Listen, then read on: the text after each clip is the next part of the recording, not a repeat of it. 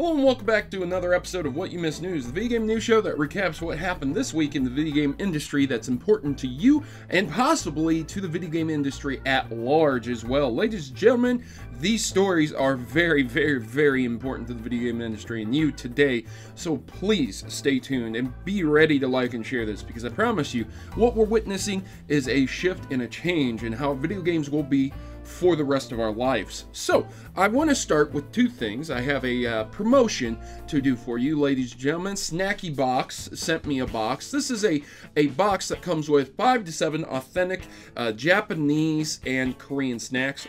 These snacks can range from chips to drinks to candy, and I mean, what gamer doesn't like candy and a snack to keep them going? Code SNACKY, $3 off for the first purchase. These boxes are really cool. It's really nice that they sent me this, and I really greatly appreciate it, but I'm not really getting a kickback or anything. They just sent me the box. So there you go, ladies and gentlemen. If you're interested in that, make sure to check that out. And by the way, you can always win a Nintendo Switch every 15th of each month on my channel just by subscribing, liking and sharing my videos, and leaving a comment down in the section below. It'll enter you into a random drawing to win one of these bad boys. So keep that in mind, but I'm going to keep this in my hand because the next story is very odd. It's really odd.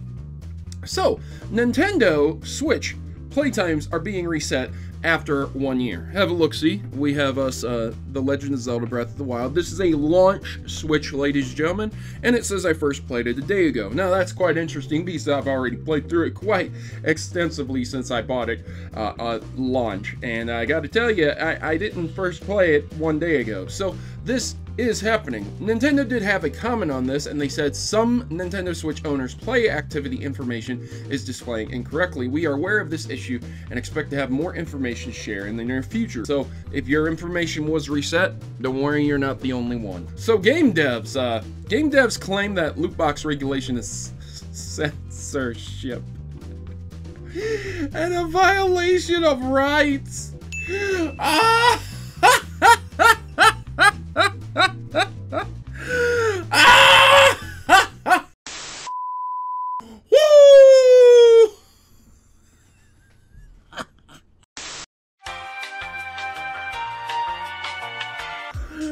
Oh my god, a little sticker that says, hey, loot boxes, this is in-game purchases in the game, and loot boxes might be gambling, okay? That's censorship.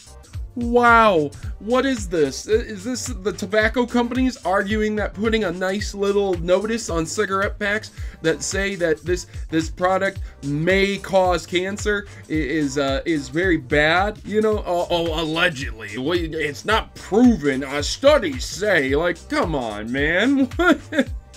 Wow, yeah, I'm dead serious. Basically, there's this big conference going on, ladies and gentlemen, where all these developers get together, and what's happening is that they're hosting a conference where in this conference, they're talking about how loot boxes are censorship, and that they need to protect their medium, and that government officials, again, wield outsized power over our creative and business decisions. Oh my god. Like, okay, here, I'm gonna give you one example and just move on from the story because it's ridiculous. This is coffee. It is regulated by the government through fair trade, and it is inspected to make sure that it is not going to cause mass genocide among people who drink coffee. You know, if you get a few batches of bad coffee going out to the masses, it could kill a lot of people, and it could kill them very quickly. So the government goes through and inspects it, and they have a division set up to do that so that people don't die. That's part of the reason why you pay taxes. I'm just saying, ladies and gentlemen, regulations are necessary in certain things. And yeah, okay, because other countries are banning loot boxes, this is somehow our government's fault? Like, come on, man, seriously? This is ridiculous. This is just another attempt to downplay loot boxes. And by the way, after the loot box fury, the people behind the next Battlefield are being very cautious. They had this to say, quote, "No one's gonna do any pay-to-win stuff anymore. One person close to the next Battlefield told me recently, quote, we didn't take any of the loot box controversy lightly."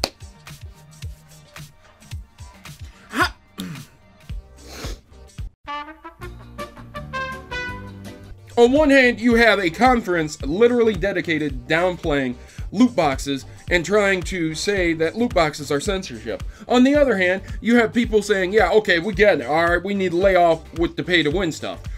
What's going on here? Can y'all get on the same page? Can we just get on the same page? Gamers don't want loot boxes. Gamers don't want unfair DLC and unfair practices shoehorned into their games. This is not a difficult concept. Battlegrounds player heroically battles the ground. Yep, Battlegrounds, player unknown Battlegrounds is still glitching out. So there you go, ladies and gentlemen. If you want to see a video of a guy trapped in the ground, there's a video out there of that. So there's that. Twitch tries clearing up confusion over streamers' responsibility for community's actions. Now this is a very hard debate. All right, so let me tell you what Twitch had to say, and we'll get into this.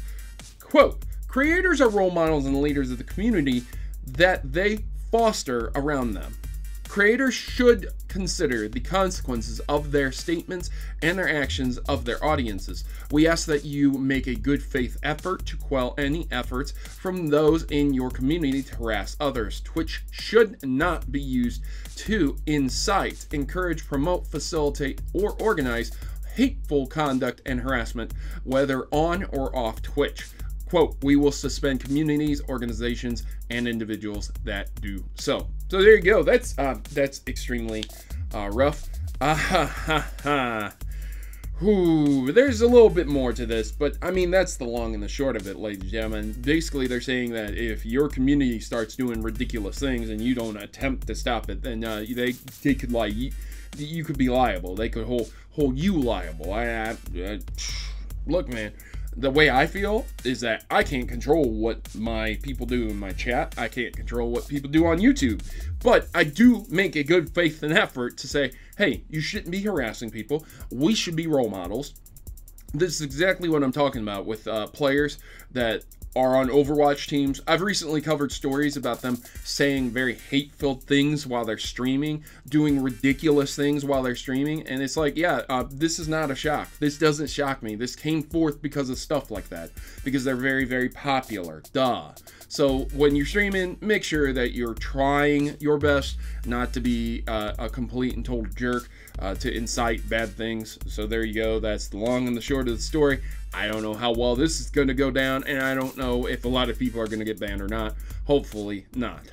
Diablo on the Nintendo Switch would be amazing. So yeah, what ended up happening is that Blizzard Entertainment tweeted out something called Sweet Dreams, and they showed a Diablo nightlight going on and off, and people assumed that this was a link to a Nintendo Switch port of Diablo because of the Switch.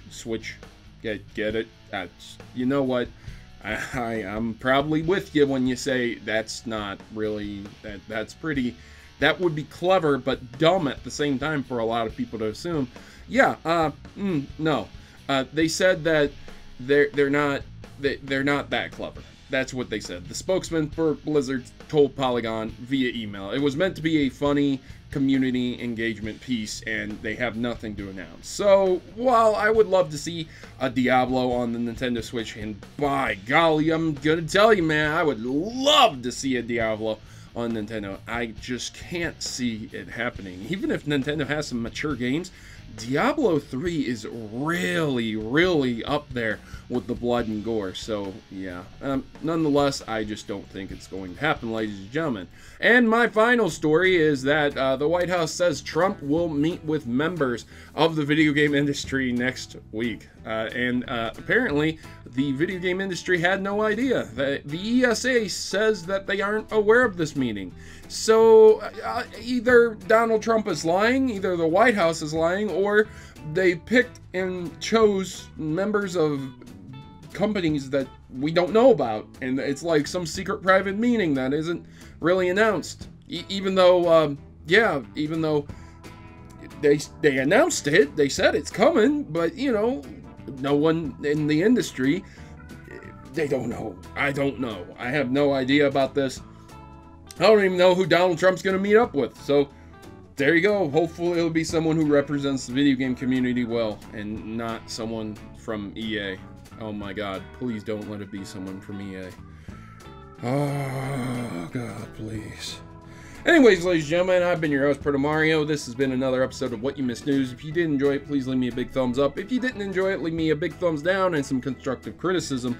I am going to be heading off, ladies and gentlemen. As always, I've got a rampage. I've got a rampage Stretch Armstrong to play with, and so yeah, I'm sorry, guys. The doll speaks for itself. I'll see you guys in the next episode of What You Missed News. I've been your host, Protomario, and I'm signing out. As always, good gaming, God bless. And, yeah, Lizzie, we got some buildings to destroy. See you guys in the next one.